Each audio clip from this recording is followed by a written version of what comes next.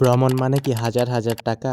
না, আজকের এই ভিডিওতে আমি আপনাদেরকে প্রমাণ করে দিব 135 টাকায় চট্টগ্রাম মেল ট্রেনে করে ঢাকা থেকে সীতাকুণ্ড স্টেশন পর্যন্ত কিভাবে যাবেন। চলুন দেখি অল্প টাকায় কেমন হয় আজকের ভ্রমণ। তো গাইস, বেশি বক বক না করে চলুন শুরু করা যাক আজকের যাত্রা।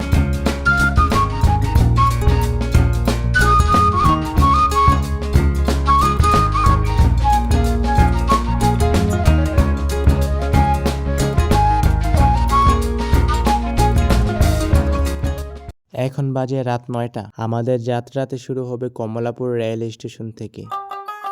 সীতাকুণ্ড মানেই অন্যরকম একটা প্রশান্তি, আর এই অন্যরকম একটা প্রশান্তি উপভোগ করতে আমরা ছুটে চলেছি লোকান্তরের পথে।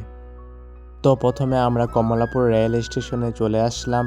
আমরা ঢাকা কমলাপুর রেলওয়ে স্টেশন থেকে চট্টগ্রাম মেল ট্রেনে করে সীতাকুণ্ডে যাব। আপনারা যারা সীতাকুণ্ডে যেতে চান তাদেরকে অবশ্যই চট্টগ্রাম মেল ট্রেনটি ব্যবহার করতে হবে। আর এই মেল ট্রেনটি ধরতে হলে আপনাদেরকে অবশ্যই কমলাপুর রেলওয়ে স্টেশনে আসতে হবে। আপনারা যদি চান তাহলে বিমানবন্দর স্টেশন, টঙ্গী স্টেশন অথবা যে কোনো একটা স্টেশন থেকে উঠতে পারবেন। তবে আমি মনে করি কমলাপুর রেলওয়ে স্টেশন থেকে উঠলে অনেক ভালো হবে, কারণ এসব মেল ট্রেনে কোনো সিট নাম্বার হয় না। তো যারা আগে এসে সিট ধরতে পারেন তারা এই সিটে বসতে পারবেন।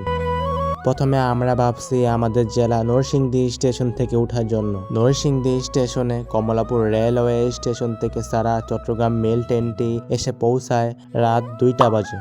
তারপর আমাদের প্ল্যান ক্যান্সেল করে আমরা চলে আসি কমলাপুর রেলওয়ে স্টেশনে, কারণ অতিরিক্ত মানুষের কারণে অনেক সময় মেল ট্রেনের সিট খালি থাকে না। এখন কাজ হলো গিয়ে আমাদের 19 নম্বর কাউন্টারটি খুঁজে বের করা, কারণ 19 নম্বর কাউন্টার থেকে মেল ট্রেনের টিকিট কাটা হয়, আর 19 নম্বর কাউন্টারের টিকিট ছাড়া হয় রাত 10টা বাজে। আমি টিকিটের জন্য লাইনে দাঁড়িয়ে পড়লাম। অবশেষে আমরা আমাদের টিকিটটি হাতে পেয়ে গেলাম। এই যে গাইস, টিকিটটা দেখছেন? এর দাম মাত্র 135 টাকা। এই একটা কাগজই আজ আমাদেরকে নিয়ে যাবে শহর থেকে পাহাড়ের দিকে। আর কোন ট্রেন কখন ছাড়বে তা আপনারা এই মনিটর স্ক্রিনে দেখতে পারবেন। আর গাইস, আপনাদেরকে বলতে ভুলে গেছি, চট্টগ্রাম মেল ট্রেনটি আগে থেকেই 2 নম্বর প্ল্যাটফর্মে দাঁড়িয়ে থাকে। তাই যারা টিকিট কেটে আগে এসে ট্রেন ধরতে পারেন তাদের ভালো সিট পাওয়ার সম্ভাবনার চান্স একটু বেশি থাকে। আমরা যেহেতু ছুটির দিন গিয়েছিলাম তাই স্টেশনে ছিল প্রচুর লোকের ভিড়। তাই আমি আপনাদেরকে একটা কথাই বলবো, আপনারা ছুটির দিন এড়িয়ে চলুন। সেক্ষেত্রে আপনাদের যাত্রাটা আরো ভালো হবে, কারণ স্টেশনে ছুটির দিন অনেক মানুষের ভিড় থাকে। আর এদিক দিয়ে চট্টগ্রাম মেল ট্রেনটি চলে এসেছে। আমরা 2 নম্বর প্ল্যাটফর্মে আগে থেকে দাঁড়িয়েছিলাম, ফলে আমরা আমাদের পছন্দ মতন সিট ধরে ফেলেছি। আমাদের ট্রেনটি ছাড়বে রাত 11টা 45 মিনিটে। এখন বাজে রাত 10টা 15। তাই আমাদের হাতে অনেক সময় থাকায় আমরা স্টেশনের বাইরে এসে একটা দোকান থেকে রাতের খাবারের জন্য কিছু নিয়ে নিলাম। যেহেতু অনেক লম্বা জার্নি, সেক্ষেত্রে একটু খিদা লাগবে, এটাই স্বাভাবিক।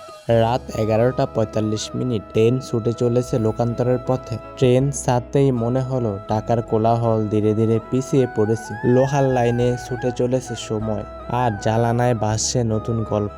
রাত যেন থামছেই না। রাতের ট্রেন যাত্রা শুধু ঘুম নয়, বরং আনন্দের নতুন একটি অধ্যায়। ট্রেনের বগির এক কোণে বসে শুরু হলো গানের আসর। কেউ গাইছে পুরোনো দিনের গান, আবার কেউ গানের সাথে তাল মিলিয়ে হাততালি দিচ্ছে। অচেনা মুখ, অপরিচিত অনুভূতি। একই ট্রেনে কত গল্প, কত জীবন। কেউ ঘুমায়, কেউ আবার স্বপ্ন দেখে, আর আমি ধরে রাখি মুহূর্তগুলো ক্যামেরায়। আর এদিক দিয়ে শুরু হয়ে গেল আমাদের উড়াদুরা ডান্স। ভ্রমণ মানে বিলাসিতা না, ভ্রমণ মানে অনুভূতির আরেক নাম। সব মিলিয়ে যেন তৈরি হলো নতুন আরেকটি গল্প। পেটে অনেক ক্ষুধা নিয়ে আমরা আমাদের রাতের ব্রেকফাস্টটুকু ট্রেনের মধ্যেই করে নিলাম।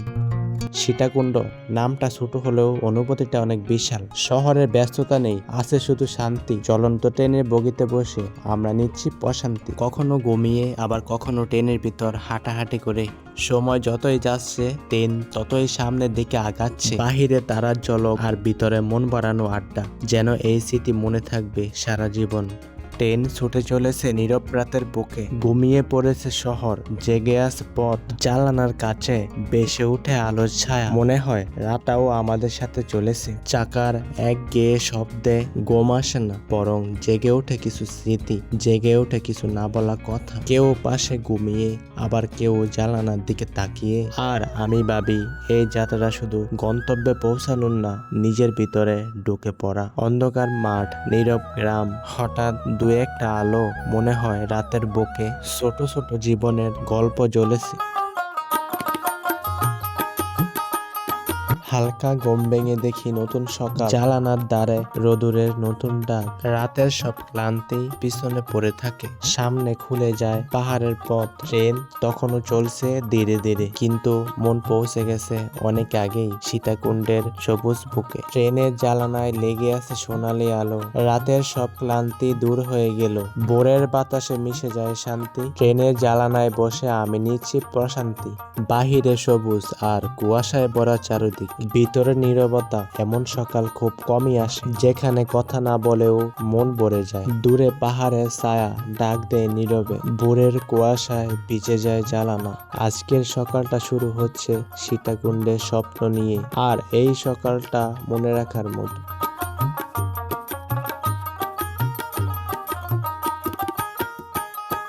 এই তো আর কিছুক্ষণ, একটু পরেই আমরা পৌঁছে যাব সীতাকুণ্ড স্টেশনে।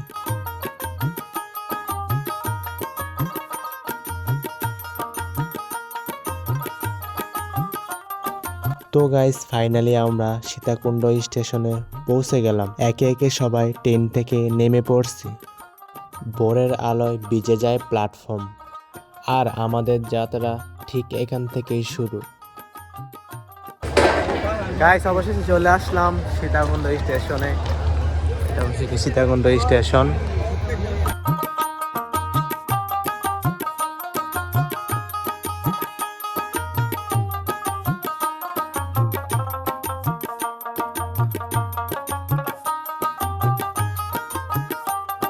আলহামদুলিল্লাহ, ঢাকা থেকে দীর্ঘ 8 ঘন্টা জার্নি করার পর অবশেষে সীতাকুণ্ড স্টেশনে এসে পৌঁছে গেলাম।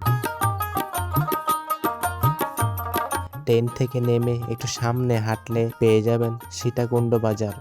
যদি আপনি ট্রেনে করে সীতাকুণ্ড থেকে ঢাকায় ব্যাক করতে চান, তাহলে এই মেল ট্রেনটি 12টা 20 মিনিটে সীতাকুণ্ড থেকে ঢাকার উদ্দেশ্যে ছাড়বে।